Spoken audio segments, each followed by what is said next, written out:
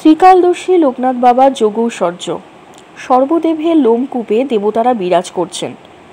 লোকনাথ বাবার সম্বন্ধে শেষ কথা বলতে কোনো রকম শেষ কথা হয় না বলতে গেলেই চলে। যেমন বাবা আমাদের সবার কাছে অমর, ঠিক তেমনি বাবার প্রত্যেক কথা ও তার সম্বন্ধীয় প্রত্যেক শব্দও কিন্তু অমর। আমরা যখন ব্যাধিগ্রস্ত হই, যখন আমরা নিজেকে হারিয়ে ফেলি, যখন আমরা জটিল মামলায় জড়িয়ে পড়ি, অর্থাৎ যে কোনো দুঃসময় দুঃখ বেদনায় যন্ত্রণায় ছটফট করি, তখনই কেবল এই মহাযোগীর চরণাশ্রয়, তার অভয় বাণী, তার অভয় মন্ত্র কিন্তু আমরা জপ করি। আসলে আমরা সাময়িক দুঃখ লাঘবের চেষ্টা করি। রোগমুক্ত হলে যেমন ডাক্তারের কথা মনে হয় না, তেমনি মামলার জট বা পৈতের জট খুলে গেলে আমরা আমাদের অভ্যাস অনুযায়ী আবার বিপদের রাস্তায় হাঁটতে শুরু করি। এভাবে কতকাল বাবার স্বরূপ ভুলে নিজেকে না চেনার চেষ্টা না করে অন্ধকারে ঘুরে ঘুরে পথভ্রষ্ট হয়ে বিস্তৃতির অতলে তলিয়ে যাই। শ্রীমদ্ ভগবদ গীতায় ভগবান শ্রীকৃষ্ণ বলেছেন, তোমরা অভ্যাস যোগের আশ্রয় নাও, নতুবা অন্তিমকালে আমার স্মরণ আসবে না, ফলে বিভ্রান্তিময় জীবন ও জীবিকার পথে যাত্রা করতে হবে। মহাযোগী বাবা লোকনাথ বারবার বলেছেন, বিপদে আমার স্মরণ করিও আমি রক্ষা করিব। স্মরণের অভ্যাস মানে স্মরণে থাকবো, তখন তার চরণেই থাকবো, তিনিই আমার পথ চলার দিশারি হবেন।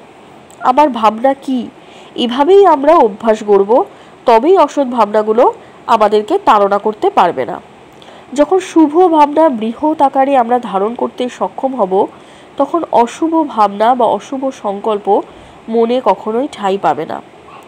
এভাবে অভ্যাস গড়তে পারলে বাবা লোকনাথ স্মরণ, মঙ্গলযাত্রা, পথ চলা, জীবন সংগ্রাম বেগবান হবে।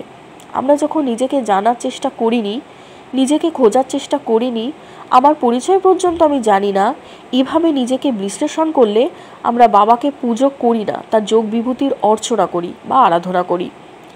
আমরা কি করি আমরা নিজেরাই অন্ধকারে, আমরা ঠিকভাবে তা জানি না। সুধী পাঠক, আমার ক্ষুদ্র জ্ঞান বলে সাধক যোগ বিভূতি অর্জন করেন।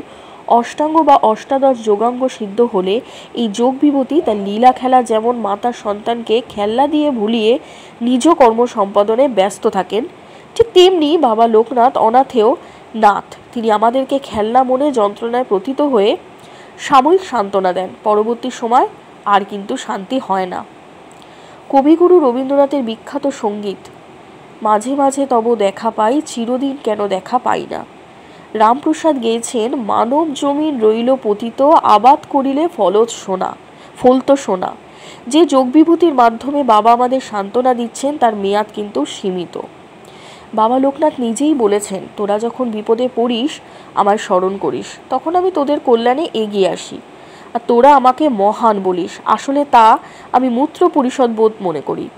ত্রিকালদর্শী লোকনাথ বাবা যোগৈশ্বর্য ছিল অতি উচ্চ মার্গের, যা সন্ধান আমাদের করার সময় নেই।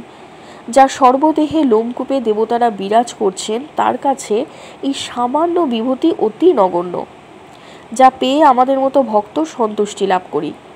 লেখা শেষ করতে একটাই বাবার কাছে সকলের তরফ থেকে চাওয়ার জিনিস হলো যে, বাবা তুমি সবাইকে ভালো রেখো, বাবা তুমি সবার দুঃখ দূর করো, বাবা তুমি খারাপ লোকদের ও গুন্ডা বদমাশদের সঠিক পথ দেখাও। জয় বাবা লোকনাথের জয়। সবাই ভালো থাকবেন। ধন্যবাদ।